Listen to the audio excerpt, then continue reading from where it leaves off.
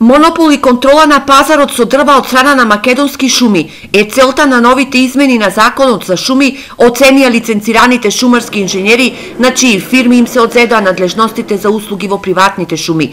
Со ова законско решение згаснуваат 60 на лиценцирани фирми, а вработените шумарски инженери остануваат без работа.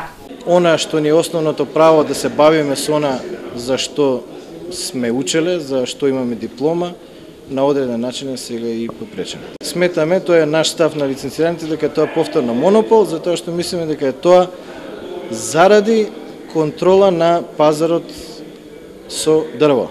И собствениците на приватни шуми не се задоволни од законското решение.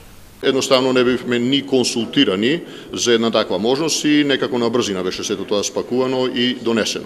Се јавува проблем дека ние не можеме да си го оствариме со устав за гарантираното право на собственост и дека сме попречени во реализација на истото. Од македонски шуми потенцираат дека тие се подготвени да ги преземат надлежностите на приватните лиценцирани фирми кои последните 3 години беа надлежни во приватните шуми. Имаме задолжени чекани за ознака и за маркирање комплетно. Имаме определени луѓе кои ќе го работат тоа. Кога нас ни беа одземени ингеренциите врз приватните шуми, ние изготвивме список.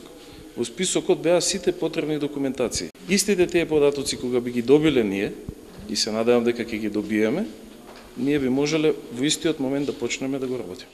Сдруженијето на приватни собственици на шуми и представниците на лиценцираните фирми во Берово договорија да поведат кампања за нови измени на законот, со кои на пазарот ќе се стават и јавните предпријатија и приватните лиценцирани фирми, инаку годишно околу 280.000 метри кубни дрвна маса излегуваат на пазарот од приватните шуми.